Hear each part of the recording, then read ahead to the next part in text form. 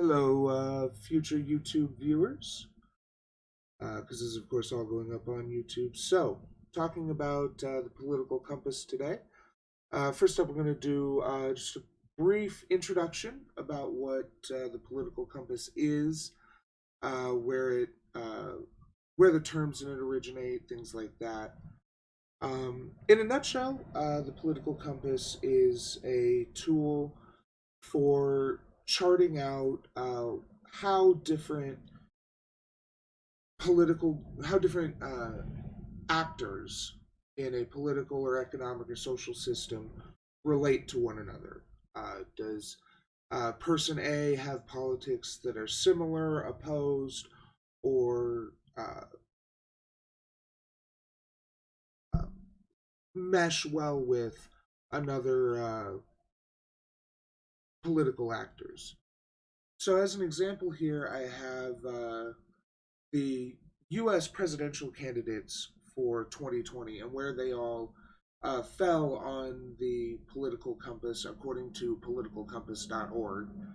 Uh, and more importantly, they did this by, as they say, analyzing speeches, manifestos, and crucially, voting records to compile this chart. So this isn't just a group of people just being like, wow, Gabbard seems like she's a leftist.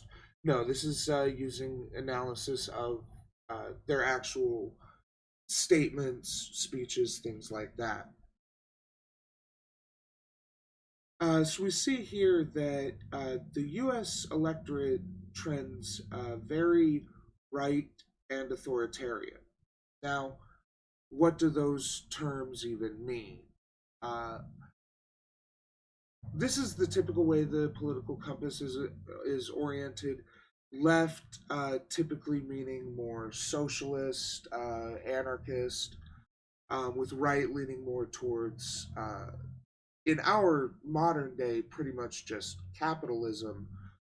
Although other economic models we've had in the past, such as feudalism, mercantilism, uh, things like that, would definitely track further off here to the right. So when people joke that reality has a well-known liberal or leftward bias, this is more or less what we're talking about. We started off over here with uh,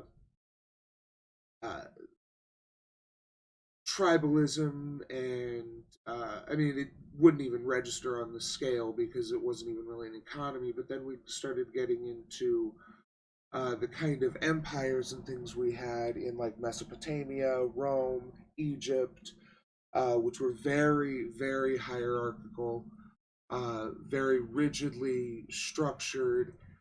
And the economy was more or less a command economy. There were some markets. Markets are an ancient creation. But uh,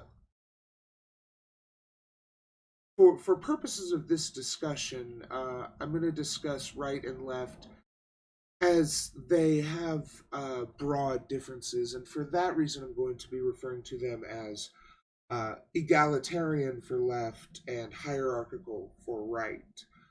Um, because the capitalist socialist dichotomy uh, doesn't work in a lot of modern contexts, and especially even more so in a lot of historical contexts. And more importantly, uh, there are reasons why it's a lot more accurate to refer to these as uh, egalitarian versus hierarchical, because it's about how society is structured, not just who controls the capital in an economy. And then authoritarian and libertarian is the y-axis.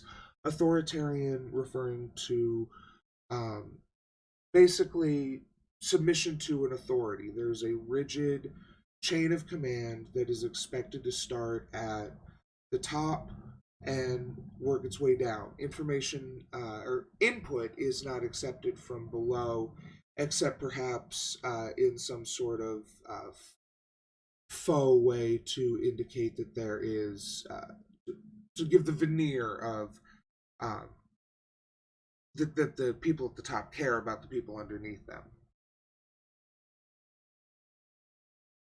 So we're going to talk about each of these quadrants and each of these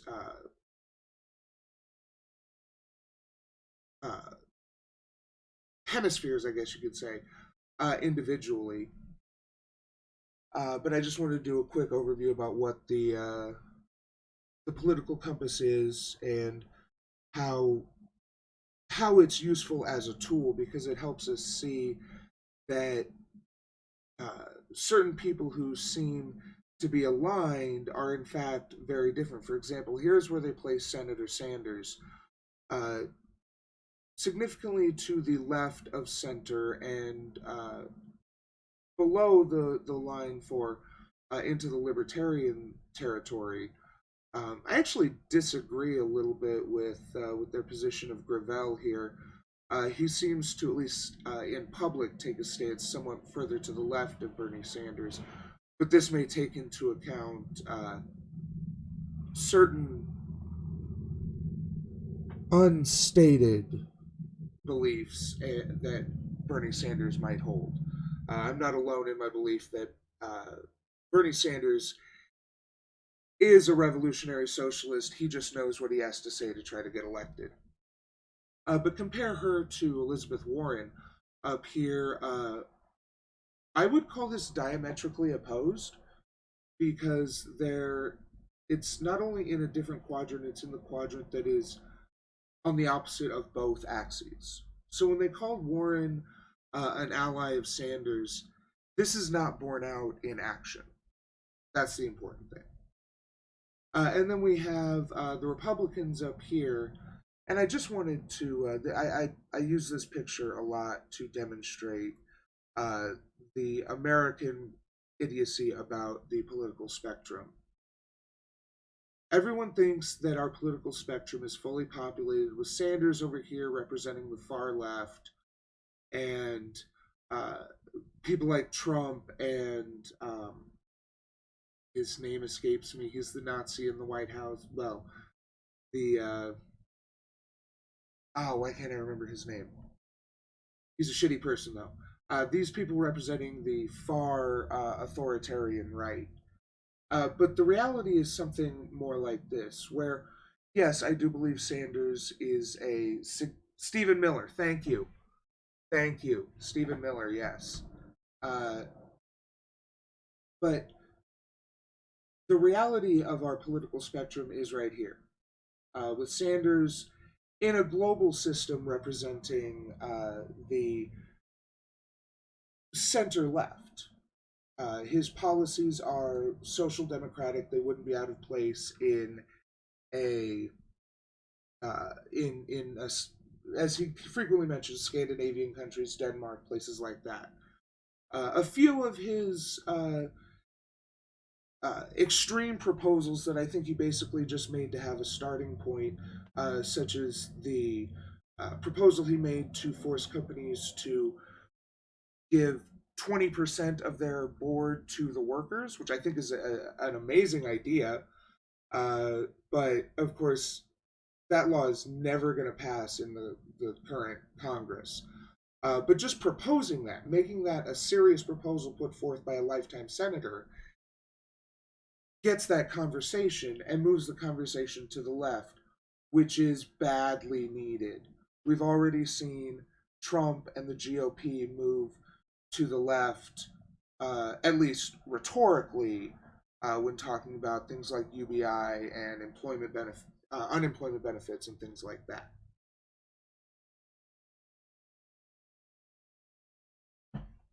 Gotta drink some water. So, I think we're going to start off here.